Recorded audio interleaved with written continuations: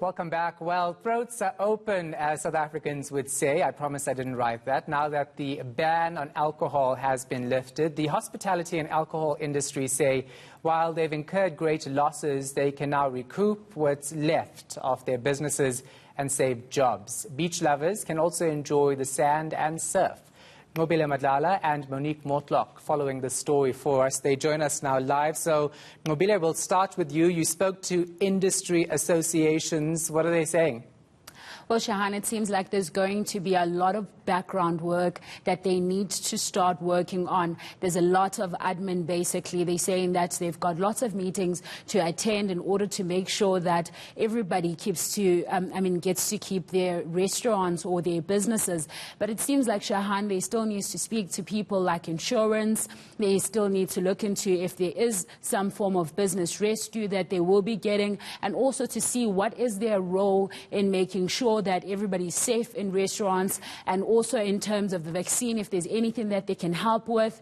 But also, Shahan, it seems like a lot of other people have lost their businesses. So it's also a matter of helping those that are deep in those debts in terms of how to get out of it. But let's listen some more to some of the associations I spoke to.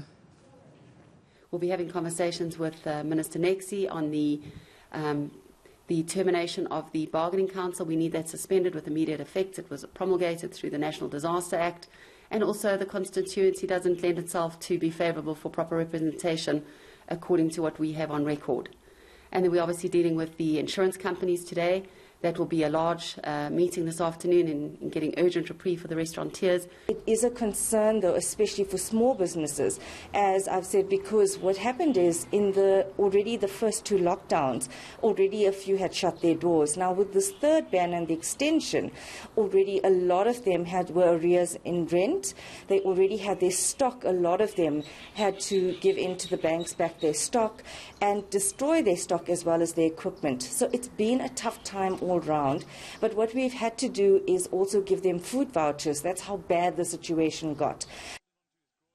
So, Monique, look at you all casual in your blue dress on the beach. Tell us about the reopening and what people are saying. Shahan, I'm actually wearing the appropriate beach attire. In fact, I'm a lot more formally dressed than many of the people on the beach. People are here in their bikinis, just having a good time. I'm going to ask my colleague Mario to show you just what the beach is looking like at the moment here in Camps Bay. It's the perfect beach day, not too hot, not too cold, just absolutely perfect weather. The beaches that we visited today, Muizenberg Beach was busy, Kalk Bay was busy with many surfers, Sea Point wasn't as busy as we thought. You can see here in the background a gentleman by the name of Methuselah. He is busy creating what he says is something special. It looks like a giraffe at the moment, and he says he's so happy that the beaches are open. He's not the only one. Mr. Stephen Barnes, I got you just as you and your family came out of the water. Well, how do you feel now that the beaches are open? I feel very good, very great. It's a nice atmosphere out here. No cops on the station. Nobody's patrolling the beach. No ministers over here. Everybody's keeping their distance. And in fact, I took off from work. In fact, I stole my boss's time to come and have a good swim. Don't blame us if your boss scolds you, sir. That was Stephen Barnes. He's just one of the hundreds of people at the beach today. It's not as packed just yet as we are used to seeing here at Camps Bay during the December months. Of course, many people have gone back to work. Mr. Barnes, you say that this probably won't be your first or your last time at the beach. Are you probably going to be stealing some more time? Definitely. I think from now onwards you have to just start paying me, because I was working right through COVID, not enjoying the beach and not enjoying the atmosphere around the beach. Therefore, I think today you could pay me, and most probably for the other days that's coming too. You heard it from one of the beachgoers here at Camps Bay. Okay, Monique, that looks like a horse to me, not a giraffe. I'll let you find out while I speak to Nobile. It's so funny. So, Nobile, let's talk about the perspective from business owners. They're glad, of course, that government finally hearing their pleas. Definitely, Shahan, but it just seems like it's not business as usual because of all the background work that they need to get started on. I mean, some of the owners have asked for transparency from the government, saying that if they are going to shut down, at least they need to give them time, or if they're opening up, also a little bit of time of understanding when there will be an open, because some have had to dispose of the alcohol because thinking that it will be run out of time, but now it's open again. But Shahan, definitely, it seems like South Africans are ready to start enjoying, because some of the customers that started joining in earlier today were really happy. I mean, I've never seen somebody so excited to have a beer. So it was quite an interesting time. I don't know. We'll wait and see. See whether we get custom through the door. Our suppliers haven't been paid. There's no money to pay the suppliers. There's no money to pay the staff. I really don't know. I'm not sure.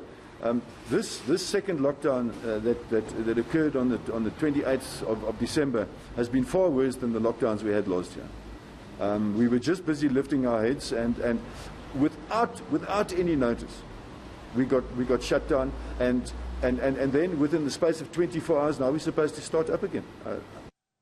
I mean, that must have been quite earlier on in the day for that person to be in a bar, Nobile.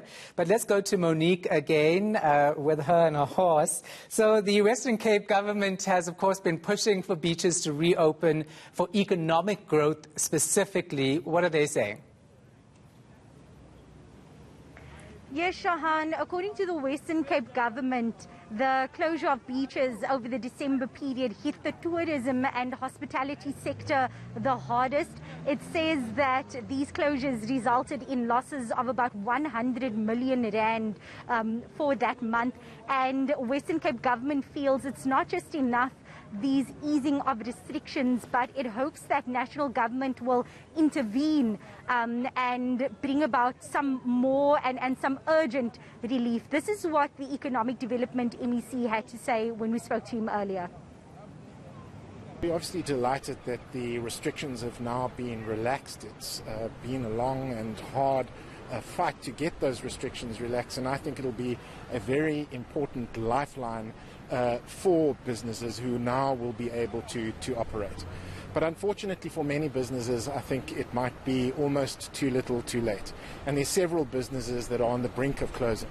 And that's why I think that it's time that national government now gives some serious thought to a relief package for businesses. Particularly, the consideration needs to be given to rolling over the UIF TERS scheme. Particularly to businesses in the tourism and hospitality sector who have been so hard hit across South Africa.